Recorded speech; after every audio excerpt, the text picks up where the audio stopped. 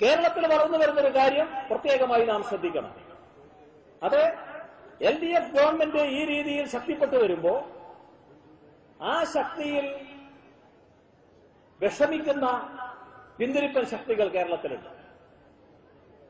അതായത് LDFന് ജനപിന്തുണ കൂടാൻ പാടില്ല.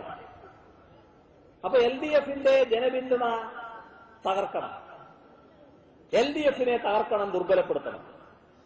LDFനെ തകർക്കാനും ദുർബലപ്പെടുത്താനും ആദ്യം വേണ്ടത് CPIMനെ തകർക്കലാണ്. ആ കാര്യത്തെക്കുറിച്ച് അവർക്ക് നല്ല ധാരണയുണ്ട്. അപ്പൊ CPIMനെ തകർക്കാൻ വേണ്ടി ഇങ്ങനെ ചിലര് നമ്മുടെ സംസ്ഥാനത്ത് പുറപ്പെടുന്നുണ്ട് എന്ന് കാണാൻ നമുക്ക് കഴിയും. അത് വിവിധ രൂപത്തിലാണ്, വിവിധ ശ്രമങ്ങളാണ് അതിനുവേണ്ടി നടത്തിക്കൊണ്ടിരിക്കുന്നത്. എന്ത് കള്ളവും പ്രചരിപ്പിക്കാൻ ഒരു മടിയുമില്ല, എന്തും വിളിച്ചു പറയാൻ മടി കാണിക്കില്ല. CPIMനെതിരാണെങ്കിൽ എന്തുമാകാമെന്നാണ് നേരം. ആ പിന്തുണ ശക്തികളെ സഹായിക്കുന്ന ചില മാധ്യമങ്ങളും നമ്മുടെ നാട്ടിലുണ്ട്. ഇത് രണ്ടും തമ്മിലുള്ള കൂട്ടുകെട്ട് വലിയ തോതിൽ ഉയർന്നു നിൽക്കുകയാണ്. ഇവിടെ ഒരു കാര്യം നാം കാണുന്നു. ഞങ്ങള് CPIM നേരത്തെ ചില പ്രശ്നങ്ങൾ ചർച്ച ചെയ്ത് പാർട്ടി രഹസ്യങ്ങൾ ചോർത്തിക്കൊടുക്കുന്ന ഒരു കൂട്ടരെ കണ്ടെത്തി അവർക്കെതിരെ നടപടിയെടുക്കും.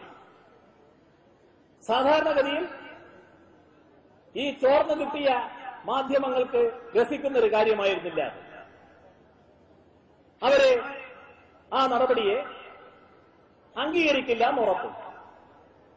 നടപടിക്ക് വിധേയരായവരുമായുള്ള ചങ്ങാത്തം നല്ല രീതിയിൽ തുറന്നു വരികയാണ്. നടപടിക്ക് വിധേയരായവരിൽ ഒരാള് ഷാജഹാൻ എന്ന പേരുള്ള ആളായിരുന്നു. ഷാജഹാനാണ് ഈ രഹസ്യങ്ങൾ ചോർത്തിക്കൊടുക്കുന്നതിന് ഏറ്റവും പ്രധാനപ്പെട്ട നേതൃത്വം വഹിച്ചിരുന്നത്.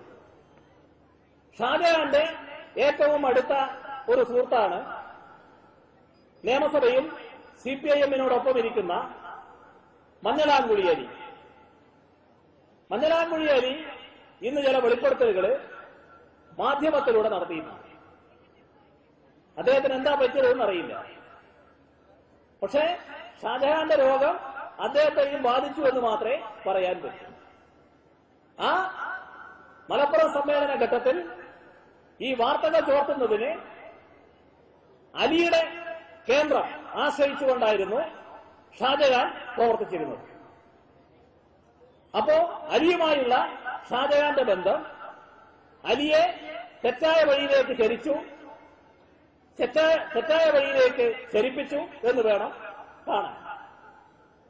അലിയെക്കുറിച്ച് ഇപ്പൊ കൂടുതൽ കാര്യങ്ങളിലേക്ക് കടന്നുകൊണ്ട് ഞാൻ പോകുന്നില്ല. അലി നല്ലൊരു ബിസിനസ്സുകാരനാണ്, നല്ല പ്രാപ്തിയുള്ള ബിസിനസ്സുകാരനായിരുന്നു, വിജയിച്ച ബിസിനസ്സുകാരനാണ്. ഒരു പ്രത്യേക ഘട്ടത്തിൽ ഇടതുപക്ഷത്തോടൊപ്പം ചേർന്നു, ഇടതുപക്ഷത്തിന്റെ സഹയാത്രികനായി.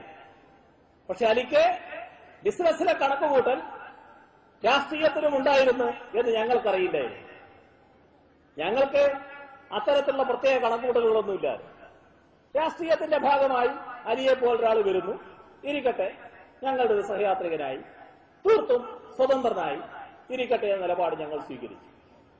പക്ഷേ വേറെ ചില കണക്കുകൂട്ടലുകൾ അലിക്കുണ്ടായിരുന്നു എന്നാണ് തോന്നുന്നത്.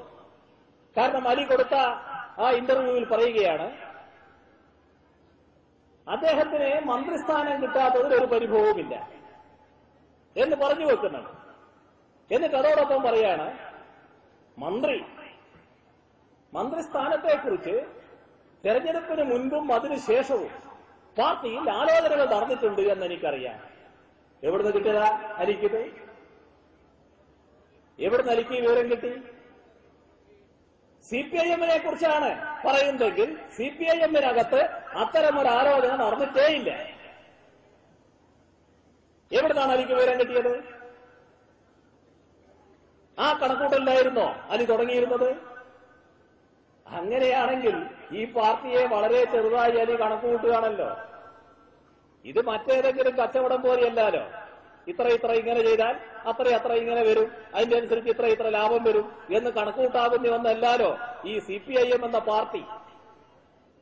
അതെങ്കിലും മനസ്സിലാക്കാൻ ഇത്രയും കാലം അവിടെയുള്ള സഖാക്കളുടെ കൂടെ നടക്കുന്ന അലിക്ക് കഴിയേണ്ടിയിരുന്നില്ലേ? അതില് ഷാജഹാനെ പോലെയുള്ളവരുടെ ദുർബോധനപ്പെടുത്തൽ കേട്ട് ഈ അലിയുടെ കാര്യമാണ് CPIM-നകത്ത് ചർച്ച ചെയ്തുകൊണ്ടിരുന്നത് എന്ന് ധരിച്ചു നിൽക്കണോ? അങ്ങനെ ധരിച്ചു വശാകും നില വേണോ? അലി ഇപ്പോഴെങ്കിലും മനസ്സിലാക്കിക്കോ, ഒരു ഘട്ടത്തിലും മന്ത്രിസ്ഥാനത്തിന്റെ കാര്യത്തിൽ അലിയുടെ പേര് ആലോചിച്ചിട്ടില്ല. വേറെ എന്തെങ്കിലും ആണോ പ്രശ്നം എങ്കിൽ അത് പറയണം. എവിടുന്ന് കിട്ടിയ അലിക്ക് ഈ ധാരണ? ഈ പാർട്ടിക്കകത്തെ പ്രശ്നങ്ങളാണ് എന്ന് അലി പറയുന്നു. എവിടുന്നാണ് അലിക്ക് അങ്ങനെ ഒരു ധാരണ വന്നത്? ഈ പാർട്ടിക്കകത്ത് ചില പ്രശ്നങ്ങൾ ഉണ്ടായിരുന്നു. ആ പ്രശ്നങ്ങളെ കുറിച്ച് ഞങ്ങൾ പറഞ്ഞിട്ടുണ്ട്. ഞങ്ങളത് മറച്ചുവെച്ചിട്ടില്ല. അവിടെ മലപ്പുറം സമ്മേളന ഘട്ടത്തിൽ ചില പ്രശ്നങ്ങൾ ഉണ്ടായിരുന്നു. അതും ഞങ്ങൾ പറഞ്ഞിട്ടുണ്ട്. അലിയുടെ കൂടെ നടന്നവർ, അലിയോടൊപ്പം ഉണ്ടായിരുന്നവർ ചിലരെ അതിൽ വഹിച്ച പങ്കെന്താണെന്നും ഞങ്ങൾ കണ്ടിട്ടുണ്ട്.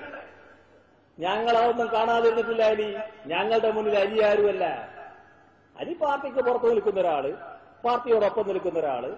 നടക്കട്ടെ, നിൽക്കട്ടെ, അങ്ങനെ പോകട്ടെ. എന്തെങ്കിലും വീഴ്ചയുണ്ടെങ്കിലും ആ വീഴ്ചയൊക്കെ ചോർച്ച കണ്ടില്ല എന്നും വെക്കും. കാരണം പാർട്ടിയോടൊപ്പം നിൽക്കുന്ന ഒരാളാണ്, പാർട്ടിക്കകത്തുള്ള ഒരാളല്ല. ഇതാണ് പാർട്ടി പൊതുവെ സ്വീകരിക്കുന്ന സമീപനം. അതലി മനസ്സിലാക്കണം.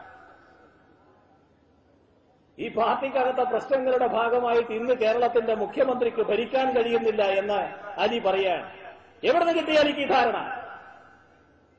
ഈ പാർട്ടി ഈ സംസ്ഥാന ഗവൺമെന്റിന് എന്ത് തടസ്സമുണ്ടാക്കിയെന്നാണ് അലി ധരിക്കുന്നത്? ഒരു കാര്യം വ്യക്തമാക്കാൻ ഞാൻ ആഗ്രഹിക്കുകയാണ്. എന്നിലർപ്പിതമായ ഉത്തരവാദിത്തത്തിന്റെ ഭാഗമായി ഞാനത് വ്യക്തമാക്കുകയാണ്. LDF ഗവൺമെന്റ് മെയ് മാസത്തിൽ അധികാരത്തിൽ വന്നതിന് ശേഷം ഏതെങ്കിലും ഒരു പ്രശ്നം ഈ പാർട്ടിയുടെ തടസ്സം കൊണ്ട് നടക്കാതിരുന്നിട്ടില്ല. ഏതെങ്കിലും ഒരു പ്രശ്നം ഈ പാർട്ടിയുടെ അംഗീകാരത്തിന് വേണ്ടി കാത്തുനിന്നുകൊണ്ട് നടക്കാതായിട്ടില്ല. എങ്ങനെ അലിയെപ്പോലെ ഈ പാർട്ടിയുടെ സഹയാത്രികനാണെന്ന് പറയുന്ന ഒരാൾക്ക് അത്തരത്തിൽ പറയാൻ കഴിഞ്ഞു? അലി സൂക്കേടുകളൊക്കെ നമുക്ക് എല്ലാവർക്കും അറിയാം. പക്ഷേ അനാവശ്യമായി വേണ്ടാത്തതിന്റെ കരുവാകണ്ട. അതായത് ഷാജഹാനെ പോലുള്ള പാർട്ടി ശത്രുക്കളുടെ കരുവാകണ്ട. ആ പാർട്ടി ശത്രുക്കൾ എവിടെ എത്തിയെന്ന് നമ്മൾ കണ്ടല്ലോ. ഞങ്ങളിവിടെ ഈ പാർട്ടിക്കകത്ത്